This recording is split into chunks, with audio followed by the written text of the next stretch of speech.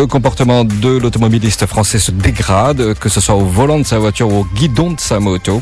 Est-ce qu'on est vraiment conscient de cette situation, du danger que nous faisons courir surtout aux autres qui n'ont rien demandé, et pourquoi les limitations de vitesse ne sont-elles pas respectées?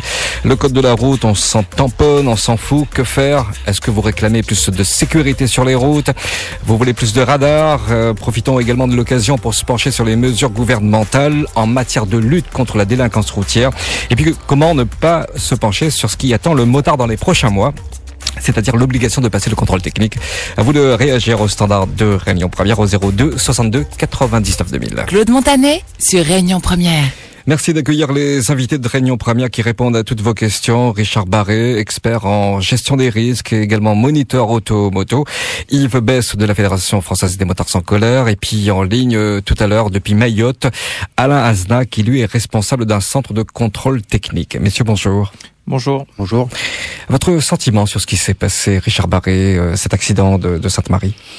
Dramatique, c'est vraiment un drame. D'abord, je voudrais présenter toutes mes condoléances aux familles des personnes qui travaillaient sur cette 4 voies. Et moi-même, j'ai assisté au bout de 5 minutes après l'accident. J'ai vu. Vous êtes arrivé après? Je suis arrivé après avec mon élève, d'ailleurs. D'ailleurs, l'élève a annulé les cours pendant quelques temps parce qu'il a été traumatisé. Oui. C'est encore un échec de toute la société. Voilà comment je le ressens, de toute notre société. Ce n'est pas un conducteur qui a renversé et malheureusement tué 3 personnes, ce n'est pas des travailleurs qui ont été tués, c'est quand même les fils de la nation même qui ont été tués, je le ressens comme ça. Donc c'est un drame pour nous tous. Et il faudrait quand même que maintenant on n'accuse ni le conducteur ni les gendarmes qui étaient pas là. Jusqu'à maintenant, on n'en sait pas grand-chose. Bien entendu. Est-ce que c'est la vitesse? Est-ce que c'est un malaise? On ne sait pas. Donc de toute manière, il y a une enquête qui a été ouverte. Donc on attend juste les conclusions. Mais en attendant, quand même, la sécurité routière, c'est encore l'affaire de tous. C'est l'affaire de tous. Ce n'est pas l'affaire que d'un conducteur qui a tué 3 personnes dans un accident de la route. Voilà, le drame, il est là. Donc c'est une société entière qui doit se poser la question quant à son comportement et son éducation sur l'éducation routière, mais pas seulement 2-3 personnes. Il faut absolument que nous tous nous responsabilisions là-dessus. Vos réactions évidemment au débat de ce comportement, de notre débat qui porte sur le comportement au volant suite à l'accident d'hier avec ces trois victimes. Vous composez le 02 62 99 2000 et puis lorsqu'on parle d'accident, il y en a un justement sur la fin du rond-point de Gillot, donc c'est sur la voie de droite. Prudence dans le secteur. L'information nous vient de la direction régionale des routes. Yves Besse de la Fédération Française des Motards sans colère. Votre réaction? C'est affreux. 3 gars qui vont bosser, qui ne rentrent pas à la maison le soir. Je me mets à la place des familles, c'est vraiment affreux. Et on ne sait pas pourquoi il y a eu cet accident, mais peut-être c'est un problème de comportement, peut-être une défaillance, je ne sais pas du tout. Ça montre un peu la limite des politiques de sécurité routière qui sont mises en place, où on anesthésie les gens en les faisant rouler à des vitesses qu'on dit qu'elles sont bonnes, etc. Et sans leur faire prendre conscience d'utiliser leur cerveau et d'adapter leur vitesse et leur comportement à ce qui se passe sur la route. Et là, on est vraiment à côté de la plaque à ce niveau-là. Il y a vraiment beaucoup de choses à changer sur la sécurité routière. Sur le comportement au volant, qui est en train de se dégrader. Donc les Français sont vraiment de très mauvais élèves. Oui, suite à des sondages qui sont faits, qui sont réalisés. Par exemple, un conducteur sur 3 répond au téléphone en conduisant. Vous avez un automobiliste sur 4 qui prend le volant après avoir bu plus de 2 verres. Tout ça, c'est condamnable, c'est débile, il faut pas le faire, on le répète sans arrêt. Et malheureusement, c'est pour ça qu'il y a de la répression et que à la limite, on va demander de la répression pour ce genre de comportement. Alors que il suffirait que les gens fassent marcher leur cerveau et n'utilisent pas le téléphone au volant, ils s'arrêtent, ils téléphonent, ils rappellent. C'est pas tellement un gros problème, ça changerait pas leur vie. Pourquoi on le fait? Qu'est-ce qui fait, puisqu'on sait que c'est dangereux, on sait que le mal que ça peut causer. Parce que l'accident, ça arrive toujours aux autres. Ça arrive toujours aux autres. Toujours. Jamais à nous. Voilà. Richard Barré. Justement, je pense pas qu'on sache que c'est dangereux. Parce que si on savait que c'était dangereux, je pense que chacun de nous aurait évité de répondre au téléphone pendant qu'il roulait. Et c'est là le problème. C'est le savoir-être et le savoir-faire qui devrait être enseigné par le programme national de formation et qui n'est pas du tout tenu en compte par nos autorités actuelles. Vous savez, il y a une petite anecdote, avec Laurent Gérard, qui était un humoriste très connu, qui racontait que une fois on a posé la question aux économistes de notre pays, qui disaient que plus de la moitié des ménagères de notre pays ne savaient pas combien faisait 45% de 100. et donc qui se fichait un petit peu de la tête de nos ménagères. Il a répondu, oui, mais ces mêmes personnes qui se fichent de la tête de ces ménagères qui travaillent toute la journée et après le soir, il faut qu'elles rentrent chez elles, s'occuper de leur famille, etc., etc. Ces mêmes personnes ont créé la crise. Donc ils savent encore moins compter que les ménagères. Donc là, c'est facile de dire que le peuple français n'est pas, ou réunionnais n'est pas assez discipliné sur la route, quand nous-mêmes, nous ne sommes pas capables en tant qu'autorité de créer des règles ou des lois qui permettent aux gens de réfléchir davantage et de comprendre où commence le danger et où s'arrête le comportement dangereux. Et que pensez-vous de notre comportement au volant? Nous avons Louis de Saint-Joseph qui est avec nous depuis Saint-Joseph. Louis, bonjour. Bonjour Claude, bonjour à tous les invités. Encore félicitations pour votre émission qui trouve un vif succès auprès des auditeurs de Réunion Première. Je voudrais juste vous dire que je suis très touché par ce qui s'est passé hier. Bien évidemment, j'adresse toutes mes condoléances aux familles endeuillées.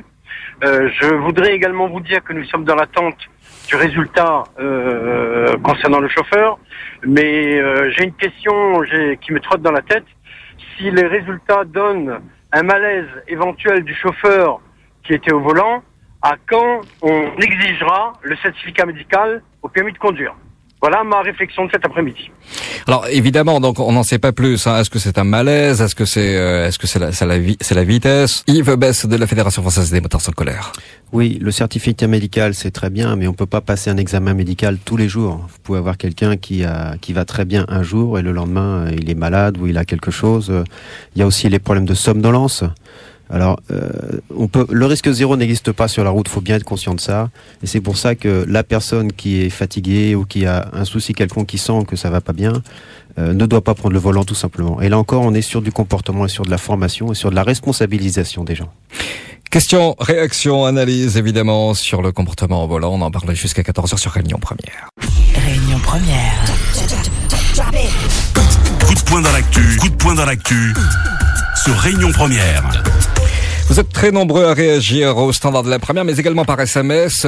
Tigarçon, c'est un fidèle auditeur qui est un jeune routier depuis 9 ans. Et encore une fois, il nous signale donc un accident où celui qui conduit ne se tue pas, mais met 3 familles dans le deuil. Jusqu'à quand nous va laisse bande jeune donc faire autant de... Voilà, il y a des choses donc que je ne pourrais pas lire à l'antenne, mais il a 32 ans de cet auditeur, donc et sa rage monte quand il entend que une bande de jeunes y mettent la vie des autres en danger. Voilà, c'est sa réaction. Nous accueillons Jean-Claude au standard de la première. Jean-Claude de Saint-André, bonjour. Monsieur, bonjour. Tout d'abord, il faudrait venir adresser nos condoléances aux parents de ceux qui ont été tués hier sur la route. Le problème, c'est pas de mauvais conducteurs, c'est pas de mauvaises voitures. Le gros problème, c'est est-ce que ceux qui ont détruit les rails dans les années 60 n'ont pas commis un crime d'avance? C'est-à-dire, est-ce qu'à la Réunion, il y a assez de place pour faire rouler 300 000 véhicules? La question se pose, on pourra faire ce qu'on veut, on pourra mettre des radars à tous les coins de rue, dans tous les virages, mettre un gendarme ou un policier avec un radar, mais est-ce que ça va résoudre le problème? Est-ce que ça n'est pas dû, tout simplement, au surnombre de voitures? Est-ce qu'il n'est pas nécessaire aux politiques de repenser, comme cela existait au siècle dernier, ce rail qui dessert la Réunion et qui ferait moins de circulation sur les routes et qui garderait la vie de nos Réunionnais au lieu de les tuer comme ça se passe depuis quelques années. Merci. Trop de voitures selon vous, hein? Exactement. C'est ça, Jean-Claude. Trop de voitures et trop d'irresponsabilité également. Mais ça n'excuse pas le mauvais comportement, Jean-Claude. Mais ça ne supprime pas les morts sur nos routes. Le gars, il se fait piéger au radar, ce qui m'est déjà arrivé, c'est un moment d'inattention. On ne devrait pas l'avoir. Mais quand il pleut ou qu'il y a un problème, eh bien, on évite de rouler vite. Mais avec les voitures, l'autre problème, c'est est-ce qu'à La Réunion, il y a des routes pour permettre les voitures de rouler à 150, 200 km/h? Toute la question est là. Pour moi, personnellement, je vois ça comme ça. On peut se tordre en trouvant tout ce qu'on veut, l'alcool, le téléphone au volant, tout ce qu'on veut. Mais est-ce qu'il y a des routes pour que des voitures puissent rouler à 140, 150 ou 200 km/h? Et est-ce qu'il y a assez de place pour les 300 000 véhicules qui circulent à La Réunion? Merci. Jean-Claude, merci. Richard Barré, qui est moniteur auto-moto, école et expert en gestion des risques. Également Yves Bess de la Fédération Française des Motards en Colère répondent à toutes vos questions au 02 62 99 2000. Alors, sur la réaction de notre auditeur, Richard Barré. Voilà, donc concernant les rails, j'aimerais bien juste reposer une question par-dessus votre question, monsieur, permettez-moi. Est-ce que les rails permettront de sauver des vies? C'est une question dont personne n'a la réponse, bien entendu. Et maintenant, puisque nous aurons des rails, donc nous aurons moins de voitures, donc nous aurons plus de place pour aller plus vite, forcément, puisque moins de voitures, moins d'embouteillage, plus d'espace libre. Donc ça, c'est pas possible. Moins de voitures... Et voilà, ce serait pas moins d'accidents. Exactement. Quand vous regardez les statistiques de Paris où la vitesse moyenne est de 18 km/h, vous avez beaucoup moins de morts forcément parce qu'il y a beaucoup plus de véhicules au mètre carré, donc automatiquement beaucoup moins de possibilités d'aller vite. Non, la véritable question, à mon sens, bien entendu, permettez-moi, ce n'est pas de rajouter des rails pour qu'il y ait moins de voitures. Ce serait plutôt vraiment travailler, faire un travail de fond, de responsabilisation des gens. Il est important maintenant à notre époque qu'on commence vraiment à responsabiliser les gens, qu'on arrête de parler, bien sûr qu'on continue à parler d'alcotest dans la voiture, de gilet pour une moto, de contrôle technique, oui d'accord, mais quand vous regardez les statistiques de mortalité sur la route, c'est une infime partie de la mortalité. La plus grosse partie de la mortalité, c'est le comportement, c'est la responsabilisation des gens. Voilà. Yves Bess. Bah oui, je suis tout à fait ça. Il faut commencer dès tout petit à former les gens à la sécurité routière et au respect des autres, à tous les niveaux. Richard Barré en forme des futurs automobilistes. Hein. Oui, mais il est fort de tard. Quand vous les regardez avec des plaques A et se comporter comme des voyous sur la route, je dis pas vous parce que vous êtes c'est pas vous personnellement, mais on les voit ces voyous avec des plaques A, donc faire des queues de poisson. Alors pourtant ce sont des jeunes qui ont été formés. Oui, mais à 18 ou 20 ans. Il faut commencer au primaire à former les enfants, à les éduquer au respect. Le respect, c'est le mot qui fait que tout fonctionne. Et actuellement, il n'y a plus de respect pour grand-chose. C'est pour ça que tout part comme ça. Il faut vraiment que ça se passe à l'école, je pense. Richard Barré. Bon, tous mes anciens élèves maintenant, je remercie le ciel, ne sont pas des voyous sur la route et je m'en félicite, j'en suis très fier d'eux.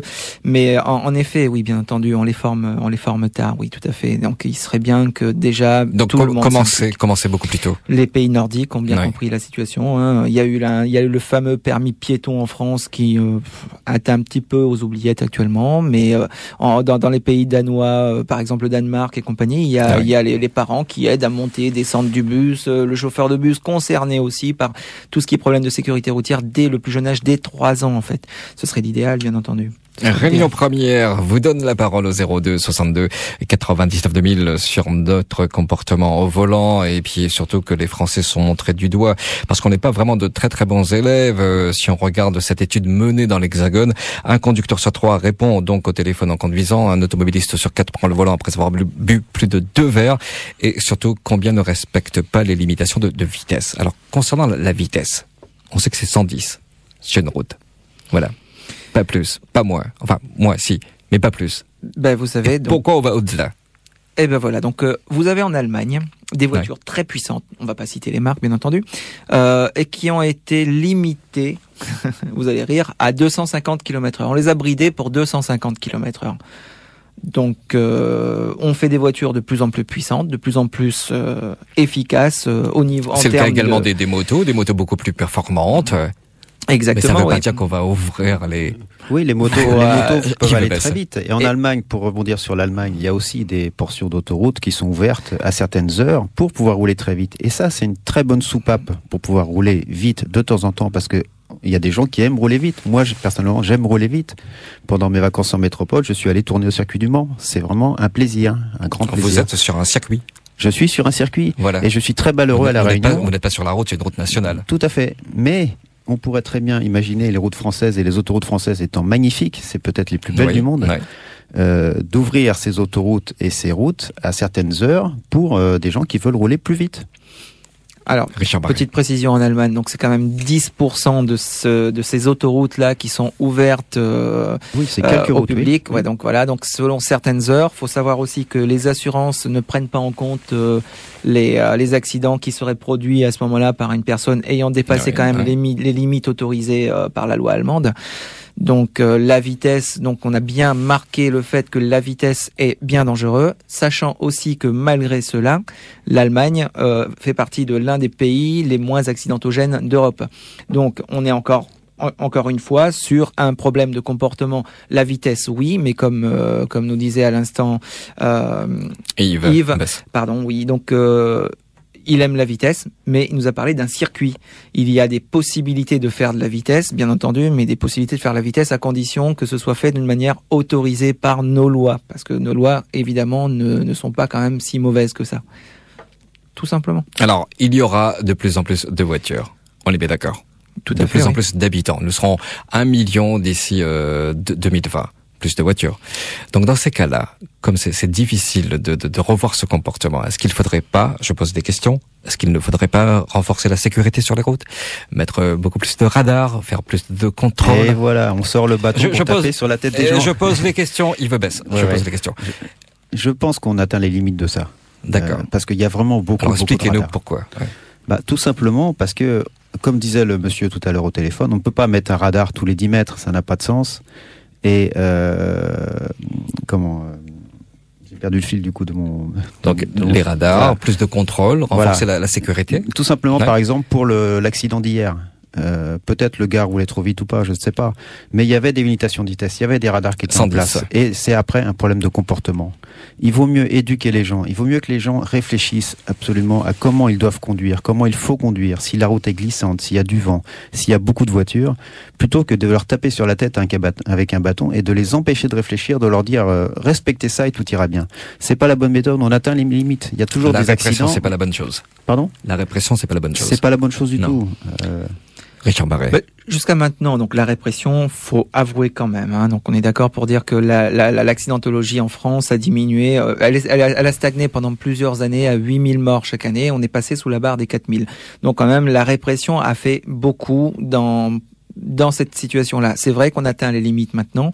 Il serait temps qu'on passe à autre chose. Il est difficile de dire que on n'arrivera pas à améliorer le comportement des gens. Oui, mais regardez, les lois qui sortent actuellement, ce sont des lois qui, dernièrement, nous avons parlé de l'alco-test obligatoire dans une voiture, des gilets, on a parlé encore des contrôles techniques. Ce sont des lois qui déresponsabilisent les gens. Il serait peut-être temps qu'on essaye, juste essayer de mettre plus l'accent sur la formation. Je le crie haut et fort, je le répète partout, la formation. C'est vrai que je travaille dans la formation, il est évident, mais c'est quelque chose auquel j'y crois.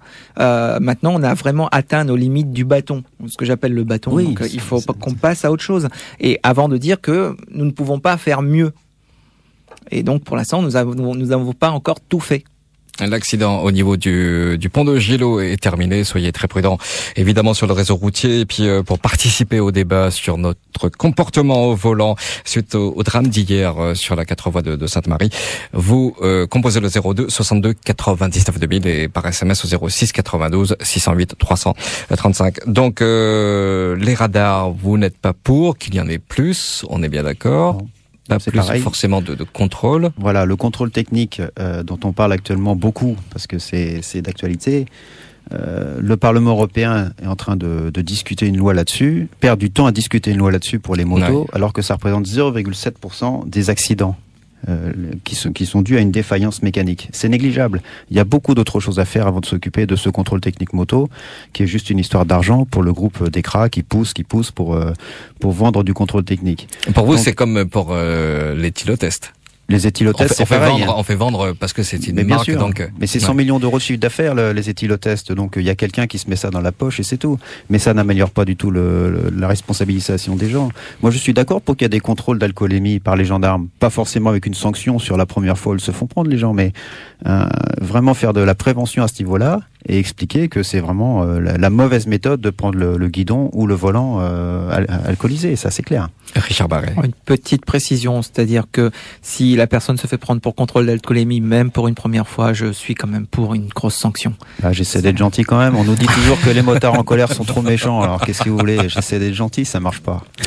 Richard Barret, expert en gestion des risques et moniteur auto-moto. Yves Besse de la Fédération française des motards en colère. Et puis nous irons avant 14h à Mayotte. Lot. Retrouvez Alain Azna, qui lui est responsable d'un centre de contrôle technique. Et puis nous irons au standard accueillir Camille, donc de Saint-Pierre. Ensuite Henri de Saint-Denis pour réagir sur notre comportement au volant. 02 62 99 2000. Coup de poing dans l'actu, un seul numéro. 02 62 99 2000. Faut-il revoir l'aménagement sur les routes nationales? L'accident de Sainte-Marie est encore dans toutes les mémoires. Réclamez-vous plus de sécurité sur les routes? Et quel regard vous portez sur les automobilistes qui ne respectent pas le code de la route, mais également les limitations de vitesse? Pourquoi et comment expliquer un tel comportement et parfois suicidaire? Vous prenez la parole sur Réunion Première. Coup de poing dans l'actu, coup de poing dans l'actu, sur Réunion Première. Et Camille est avec nous. Camille, bonjour. Bonjour à tout le monde sur le plateau. Bonjour. Bon, pour l'accident de hier, c'est vraiment déplorable, mais on va pas revenir dessus. Tout le monde trouve que c'est un moment triste. Et moi, même moi, en tant que patron, je peux vous dire que c'est hyper triste. Parce qu'on paye les gens pour venir travailler, on les paye pas pour mourir sur la route. Ça c'est un. Deux, je pense que je fais la route tous les jours, que ce soit en voiture, en camion ou en moto. Les comportements sur la route, je pense que franchement, il faut mieux les former à l'auto-école, mieux les former, parce que les gens en moto, on nous regarde même pas on nous calcule sur la route, ils regardent même pas dans leur rétroviseur si la moto arrive ou pas. En camion, on dépasse on se fait dépasser ou on va dépasser un véhicule. Les gens vont accélérer parce qu'ils veulent pas avoir un camion devant eux. Ça, c'est encore plus dur quand on a entrepris de dépasser, quand on est avec un camion, que la voiture se met à accélérer. C'est difficile pour nous de gérer cette situation-là. Et en voiture, il faut arrêter de nous réprimander parce que les radars, il y en a un peu trop, quoi. Trop de radars, c'est pas bon. Et je pense que il faudrait faire comme avec les camions, mettre une visite médicale tous les 5 ans. Tous les 5 ans, moi j'ai eu une suspension de permis pendant 6 mois. Je peux vous dire que c'est hyper difficile. Ça a été hyper dur pour moi de repasser mon code. Donc je pense que tous les 5 ans, il faut refaire passer le code à tout le monde, quoi. Parce que le comportement des gens, on est dans l'habitude, quoi, à chaque fois. Et c'est pas en mettant des radars, ça c'est nourrir l'État, c'est pas nourrir la prévention routière. Oui, voilà, on est dans la sécurité rentière, comme disent les motards, et non pas dans la sécurité routière, voilà, c'est ça. C'est contrôle technique.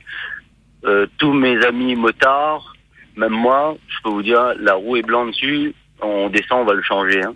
On va l'emmener faire sa révision, on va l'emmener faire les freins. On est tous conscients en tant que motard que il faut avoir des freins sur une moto, il faut avoir des roues, de bonnes roues. Voilà quoi, donc c'est hyper ridicule. Par contre, c'est les petits motos à les 50 cm3. Ça, on doit faire attention à ça. Les scooters, moi en tant que motard, j'ai une vraie moto, j'ai pas un scooter. Quand je vois des scooters, des 600, je sais pas quoi, qui sont en train de nous dépasser à droite, à gauche, on les voit même pas arriver. Même nous, en tant que motard, on les voit même pas arriver. C'est encore plus grave, quoi. Eux, ils devraient aller passer leur visite, mais pas les vrais motards, quoi, qui ont une vraie bécane. Camille de Saint-Pierre, merci pour votre analyse. Voilà. Donc trop de radar, le radar, il veut baisse. Oui, bien sûr, oui, bah oui. Là, il a dit, c'est un utilisateur de la route. Trop de radar, tu le radar et tu le portefeuille aussi, hein, dans la foulée.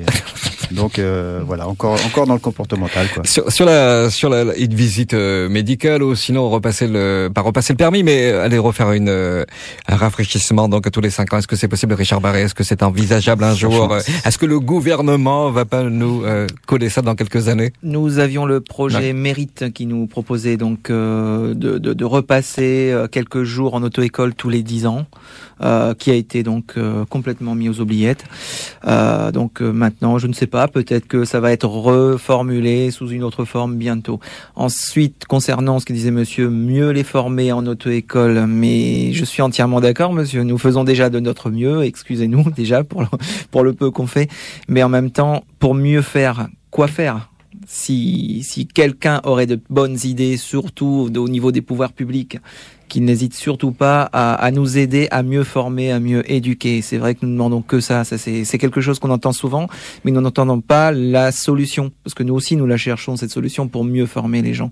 Le problème est un problème financier, parce que si vous gardiez les gens 20 heures de plus, vous pourriez mieux passer des messages, mais le permis coûterait 2 fois plus cher. Donc, est-ce que les gens sont d'accord pour payer 2 fois plus cher? Si c'est la solution, pourquoi pas? Mais est-ce que former plus longtemps, c'est former mieux? Ça aussi, c'est la question. Ce n'est pas 20 heures de plus qui va apporter à la personne un comportement qui lui permettra d'être en sécurité. Donc, ce n'est pas forcément une question d'argent. C'est certainement une question de formulation. C'est une question de communication, d'éducation, peut-être d'implication de bien plus de partenaires que des auto-écoles. L'éducation nationale qui a toujours refusé d'ailleurs en son sein d'intégrer l'éducation routière telle qu'elle le fait pour l'éducation sportive ou l'éducation civique, par exemple, pourrait aussi s'en impliquer davantage. Vous voyez, donc on est dans une sorte d'impasse où tout le monde nous dit il faut mieux former, mais comment mieux former? Sachant aussi que sur les routes, quand nous enseignons à nos élèves, souvent quand nous restons un petit peu plus longtemps à un stop, nous nous faisons klaxonner, insulter, parfois agresser par les autres automobilistes. C'est malheureux, Richard Barré, d'en arriver jusque-là, quand même. Manque de respect. Franchement, alors là, sincèrement, on en est là. On est vraiment dans le n'importe quoi, surtout. On nous parle de bouchons, d'embouteillage au standard de la première. Donc, continuez avant 14h, on viendra vous retrouver au 02 62 99 2000. Coup de poing dans l'actu, sur Réunion Première. Nous sommes sur Saint-Denis, Henri est avec nous. Bonjour Henri. Oui, bonjour. Alors, attendez, hein. Alors, moi, je dis, il faut augmenter la répression. C'est la seule façon de responsabiliser les automobilistes. À commencer premièrement par moi aussi, hein. Et moi, une fois, on l'a vu sur la même route, d'ailleurs, hein, en direction de Saint-André, eh bien, une voiture qui doublait en plein milieu des deux voitures. Une voiture à gauche, une voiture à droite, et l'autre qui passait en plein milieu. Et moi, je me dis, il y a uniquement la répression qui peut freiner les chauffeurs pareils. Ouais, donc Henri, sur ce comportement-là précisément, donc Richard Barré. Voilà, donc monsieur, bonjour. La question serait plutôt, est-ce qu'il faut augmenter la répression ou plutôt s'arranger pour que ce genre de personnes ayant ce genre de comportement n'aient jamais le droit de conduire une voiture? Vous voyez, donc... Oui, ok, d'accord. Mais regardez, l'autre fois, moi été sur la route, moi été à 130, la verbalise à moins 90 €. Eh bien, depuis au moins, ça c'est au moins 3 ans, 4 ans. Depuis 3 ans, 4 ans, ben, crois-moi, m'enlève le pied, hein. Oui, tout à fait. Mais je connais quelqu'un qui s'est fait prendre pour alcoolémie 3 fois. 3 fois, il est venu chez moi pour repasser son permis. Et je pense qu'il y aura une 4e dans pas longtemps. Vous voyez, donc vous avez été corrigé. Lui, non. Alors, est-ce que la solution serait plutôt de ne pas autoriser des personnes ayant un comportement dangereux d'avoir le droit de conduire? Est-ce que ce serait plutôt prendre à la base le problème plutôt que après, quand le mal est fait? Bon, toutes les solutions sont bonnes. Bien sûr, on est là pour en débattre. Henri, merci beaucoup d'avoir été avec nous au standard. Et puis alors, il y a un routier de l'Ouest qui nous signale que son camion est limité à 90 km/h, que ça ne lui pose aucun problème. Pourquoi pas les voitures? Yves Bess, Richard Barré. Puisque de toute manière nos législations en France sont limitées à 110 pour une 2x2 voies séparée par un terre-plein central, 130 pour autoroute. En clair, lui, le camion respecte. Voilà. Oui, mais bien entendu, mais il est limité à 90 km/h et qui nous dit que sur un boulevard où c'est limité à 70, il est à 70. Bah, voilà. Qui nous dit que sur une limitation à 50, il est à 50. Très bien. Une voiture à 130 en ville, c'est trop. Sylvain de Sainte-Marie est avec nous sur Réunion Première. Bonjour Sylvain. Oui, bonjour. Ben voilà, je réagis un peu comme tout le monde. Donc, moi je dis, bon, allô? Allez-y, Sylvain. Oui. Bon, en ce qui concerne le code, repasser du code, bon, je suis tout à fait d'accord, mais pas repasser le code directement, ça serait une chose quand même, financièrement, c'est pas à la portée de tout le monde. Si on pourrait trouver un système, enfin pas gratuit, mais comment dire, voir tous les 4-5 ans, faire repasser, revaloriser son code, tout simplement, hein. Parce qu'au bout de 4-5 ans, en général, les chauffeurs de conducteurs, ils oublient un petit peu l'essence du code et tout ça, mais sans avoir à débourser, parce que ça fera encore une affaire financière. Ça, c'est une chose. Et après, concernant les motards et tout ça, bon, ça c'est un peu compliqué. Alors, explique, qu'est-ce qui est compliqué, là? Allons. Alors, on arrive sur le volet motard, et puis, motard, c'est compliqué. Parce que moi, j'ai la chance quand même d'avoir, moi, je suis motard, je suis chauffeur d'engin, je suis chauffeur de camion, je suis chauffeur de voiture, je passe sur tout type d'engin qui circule sur la route. Mais les motards sont tous des automobilistes. Hein. Comment? Les motards sont tous aussi des automobilistes, vous en faites pas. Hein. Tous, si. Non, pas vraiment. Il y en a aussi qui sont motards tout simplement aussi. Hein. Ouais. Il y en a. Et pas beaucoup, c'est une minorité peut-être, mais il y en a. Ouais. Donc après, là, ça serait peut-être exagéré, mais ce qu'il faudrait faire en général, c'est faire rouler chaque personne qui circule sur la route, faire circuler en camion, à la fois en camion, en voiture, à moto, pour qu'ils voient au moins ce que c'est quand on est dans un camion, comment on fait le temps de freinage, pour qu'ils voient ce que c'est quand on est dans une voiture, pour ceux qui sont en voiture, qu'ils voient ce que c'est celui qui est en moto. Tout ça, bon, ça c'est peut-être pas évident, mais ce serait une bonne chose. Ça serait une excellente chose, tout à fait. C'est pour ça que je disais que les motards étant quasiment tous automobilistes, ils connaissent la problématique voiture et la problématique moto. Et les faire circuler un petit peu en camion aussi, pourquoi pas? Ça serait une très bonne expérience, tout à fait. En camion, moto, même en scooter, ça change d'un scooter d'une moto. Je suis d'accord.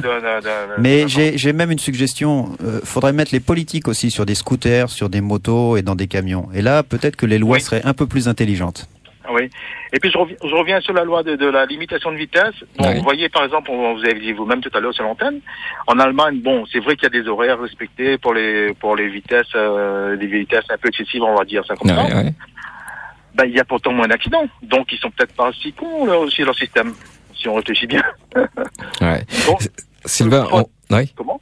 Faute de circuit, tout ça, on parle de circuit, tout ça ici. Un petit truc que, bon, les gens, ils savent, voilà, parce qu'ici, chez nous, à La Réunion, il y a par exemple, la route des Tamarins, je vois que c'est limité à 110. Bon, essayez de rouler avec une bonne moto, tranquille, à 110, par exemple.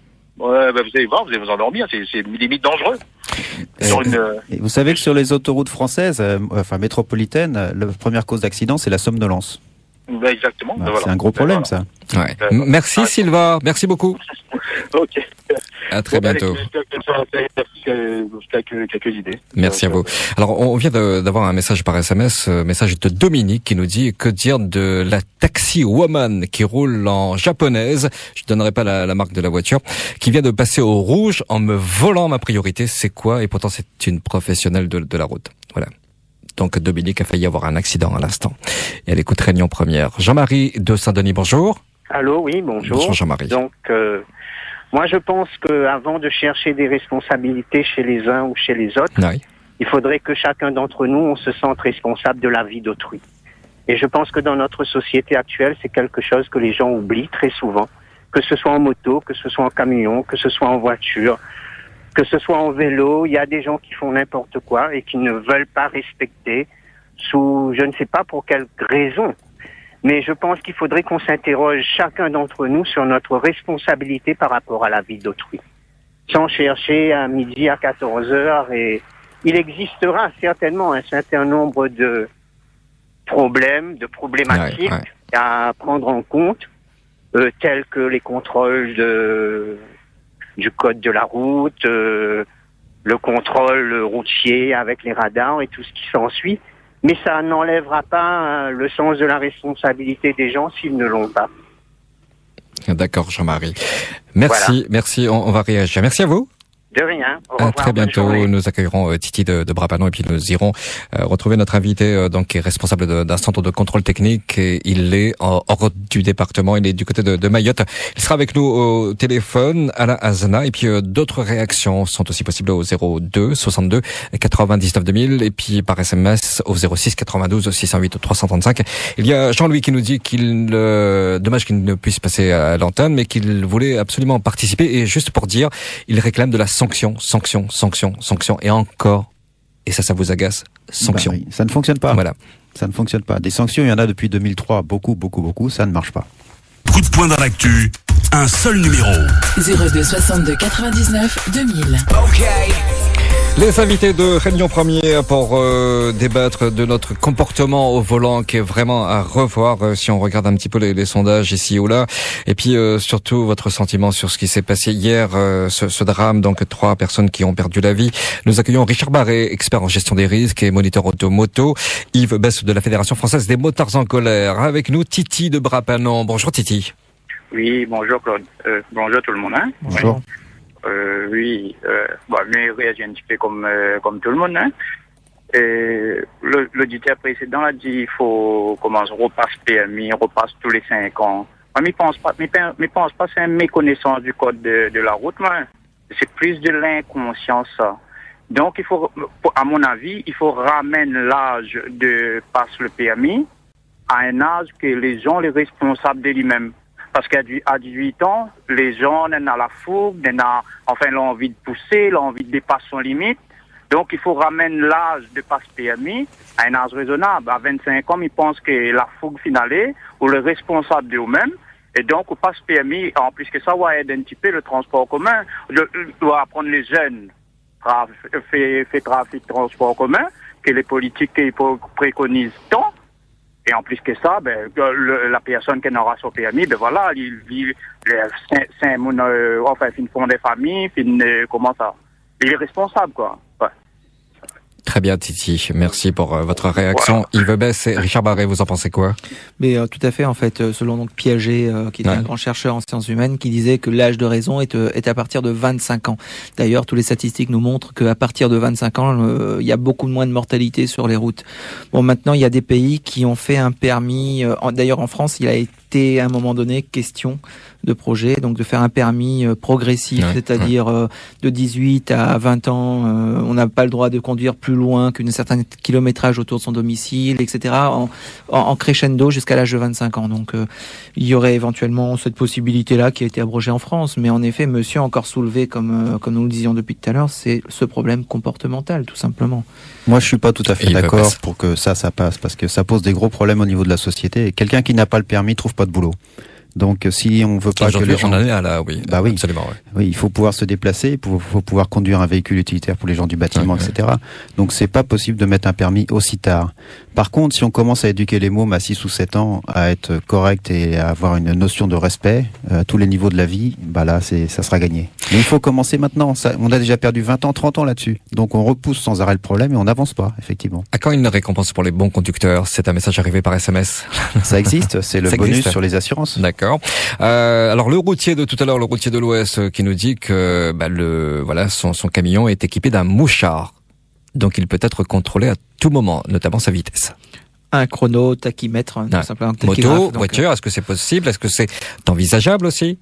En moto, s'il y a le progrès électronique, nous pourrions peut-être avoir un micro-mouchard, mais ce serait dommage d'avoir un gros boîtier comme le chronotachygraphe sur une moto. Donc moi, j'aime trop la liberté pour qu'on note tous mes déplacements, etc. On rentrerait vraiment dans une société où on nous met dans les petits tiroirs et on vérifie tout.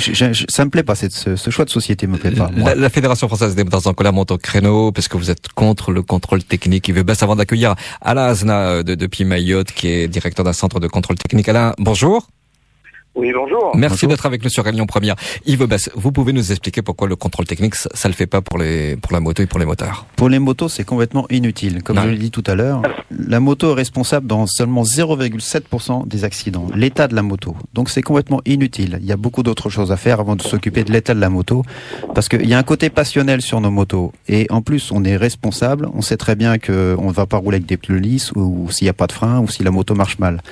Donc c'est vraiment quelque chose de totalement inutile et c'est de l'argent qui n'ira pas justement pour la vraie sécurité, c'est-à-dire pour changer les pneus, pour changer les plaquettes. Cet argent, s'il est pris dans la poche du motard, il n'ira pas dans la vraie sécurité. Alors voyons l'avis d'un professionnel. Alain Azna, vous êtes donc, je le rappelle, le directeur d'un centre de contrôle technique. Ce contrôle technique doit se faire oui ou non pour la moto? Alors, pour la moto, déjà, en tant que motard, je pense que non, parce que sur les grosses cylindrées, les gens sont grosses et moyennes cylindrées, les gens sont responsables, comme vient de le dire la personne. Après, on tombe dans le système du 2 roues où on est en 50 cm3, 125 cm3. Et là, on est jeune et qu'est-ce qu'on a envie? C'est de rouler aussi vite que la grosse cylindrée. Donc, on met de la puissance et on n'adapte pas la suspension, on n'adapte pas les pneus, on n'adapte pas le freinage. Donc là, ça devient vraiment un outil de danger. Alors que les grosses cylindrées sont souvent des motos qui sont bridées. C'est-à-dire qu'elles sont exploitées par la personne lambda, on va dire, aller à un tiers de ses capacités. Donc ça laisse une marge de sécurité énorme. Alors que sur le scoot où on a gonflé le moteur, on a dépassé 3 fois, voire 4 fois la sécurité du véhicule. Et c'est là où est le danger. Alors, Alain Azna, vous avez des motards qui débrident leur moto, attention, qui au départ ne font que 105 chevaux et qui passent à 150 ou 160. Alors, c'est pas un problème de débrider une moto. Aujourd'hui, moi qui suis motard, j'ai une moto qui était bridée et que j'ai débridée. Pourquoi? Parce que ma moto est une grosse cylindrée et le bridage est très mal fait. On étouffe le moteur pour justement ne plus avoir de puissance. Alors ce qui se passe, c'est qu'en ville, la moto donne des à-coups, elle est inconfortable, on a des difficultés à la manier en ville, alors que quand le moteur tourne rond, la moto va très bien toute seule. Donc, qu'on change le système de bridage, et il n'y aura aucun problème. Moi, la moto, parce qu'elle va faire 150 chevaux, elle va rouler quoi, 240 km/h, bridée déjà, elle roule à 240 km/h. Dites-moi, vous pouvez rouler sur une route à 240 km/h. Nulle part. Mais que le bridage soit fait correctement, par la chaîne cinématique, mais pas en étouffant le moteur, qui rend la moto vraiment inconfortable. Alors qu'une moto, avant tout, c'est un loisir, c'est un plaisir, on est là pour se faire plaisir. On n'est pas là pour subir les méfaits qu'on peut lui apporter. Alain Azna, donc vous êtes directeur d'un centre de contrôle technique. Vous êtes avec nous par téléphone. Oui ou non, ce contrôle se fera? Parce qu'on entend dire que les contrôles, les centres de contrôle ont reçu le matériel adéquat donc pour passer le contrôle technique de la moto. Qu'en est-il aujourd'hui? Aujourd'hui, on n'a rien du tout. On n'a pas de matériel. Certains équipementiers ont fait quelques prototypes qui, sous l'ancien gouvernement, avaient été plus ou moins homologués. Aujourd'hui, les directives changent, ça se discute à Bruxelles et on n'a plus de date, mais personne n'a du matériel pour faire du 2 roues. Le matériel pour faire le 2 roues n'existe pas. Depuis vendredi, j'essaye de joindre le ministère des Transports pour savoir où on en était sur le 2 roues et aujourd'hui, on arrive à joindre personne. Donc aujourd'hui, on ne sait rien, absolument rien. Et il se dispute aujourd'hui tout le contrôle technique, c'est-à-dire le 2 roues, le VL et le poids lourd. Donc aujourd'hui, on est dans l'attente de leur décision. Donc on est encore dans l'inconnu. Alain Azna, au plaisir de vous voir avec nous en studio parce que vous êtes depuis Mayotte en direct par téléphone. La liaison est parfois est un peu mauvaise. Je vous remercie beaucoup d'avoir donné un éclairage sur ce contrôle technique. Yves Besse, vous en pensez quoi alors sur ces propos avant de retourner au standard accueillir Dominique? Sur les grosses cylindrées, je suis tout à fait d'accord. Les gens sont responsables, ça il l'a bien dit. Ça me fait bien plaisir d'entendre un directeur de centre de contrôle technique qui dit ça. Parce qu'il est motard à la base. Il est motard à la base, donc c'est quelqu'un. Voilà, on le disait tout à l'heure. Si tous les gens qui prennent des décisions faisaient de la moto, ils auraient une vision différente. Alors s'il n'était pas motard, donc son discours aurait été différent. Sûrement, puisqu'il ne connaît pas la problématique. On ne peut pas prendre des décisions quand on ne connaît pas une problématique. Et par contre, sur les toutes petites cylindrées, il est bien évident que tous ces petits scooters qui sont trafiqués à mort n'iront jamais au contrôle technique. Donc ça ne changera pas le problème. C'est seulement les gamins qui auront des scooters en bon état qui iront le faire. C'est mes enfants, c'est mes petits-enfants. Et ça ne sera pas ce qu'on appelle les petits cagnards qui sont dans les rues, qui roulent n'importe comment et qui ont volé le scooter, qui n'ont pas d'assurance, qui n'ont pas le BSR et qui de toute façon n'iront pas. Richard Barret. Non, c'était juste pour faire rappeler qu'il n'est pas scooteriste, donc il ne connaît pas la problématique non plus. Tout simplement. Donc. D'accord. Dominique du Tampon. Bonjour Dominique. Bonjour Claude. bonjour tout le monde sur le plateau. Alors Dominique, rapprochez-vous de votre combiné s'il vous plaît, parce qu'on vous entend de très très loin. Ça y est, moi à côté, mon lampe est libre là. D'accord, allez-y. Donc je conduis en même temps. Ah ça, il faut pas. Ouais, ça c'est pas très bon ça. Est-ce que vous pouvez vous garer? Oui, mais il n'y a pas de souci. D'accord, garez-vous s'il vous plaît. Sortez les papiers. Voilà, votre permis de conduire, ça y est, c'est bon? Est-ce que vous avez les éthylotests au fait? Ah non, pas encore. D'accord, on va vous coller une contravention. C'est difficile d'en trouver là. Ouais, on va vous coller une contravention. Allez Dominique, c'est à vous. Voilà, moi je déjà adressé les condoléances à toutes les familles endeuillées pour l'accident qui s'est fait hier là. Donc, moi je vais rebondir sur la répression. Pourquoi autant de répression? Moi je suis sur la route tous les jours. Je suis conducteur routier. J'ai 25 ans de permis, je suis aussi motard, j'ai fait de la moto. Aujourd'hui, là j'ai entendu un auditeur dire qu'il faudrait mettre à chaque personne qui a un permis devant, je dirais, au volant de chaque catégorie de véhicule pour qu'il maîtrise, pour avoir la maîtrise du véhicule, pour voir ce qui se passe sur la route. Moi je conduis sur un poids lourd, tout à l'heure je suis allé sur le pont. Sur la route des Tamarins, moi je suis limité à 90 km/h. Il y a des voitures qui me gênent. C'est normal. Est-ce que c'est les gens qui ne savent pas conduire ou c'est les gens qui ont peur? Parce qu'aujourd'hui, à 90 km/h, quand on vient avec un camion, c'est vrai qu'on dépasse énormément de puissance et de volume. Ouais. Le choc, il ne doit pas être pareil avec une voiture.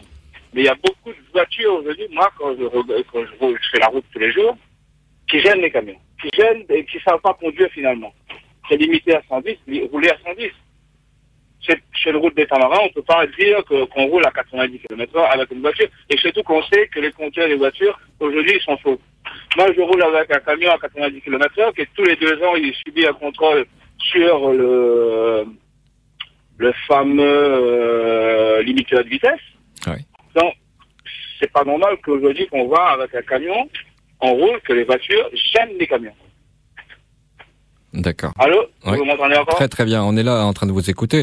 On va réagir parce qu'il nous reste très très peu de temps, Dominique. Très bien? Ok, c'est bon? bien. Merci. Donc, merci beaucoup. Au revoir. Et déposez le kit main libre et puis prenez votre volant et soyez prudents s'il vous plaît. Hein? Allez.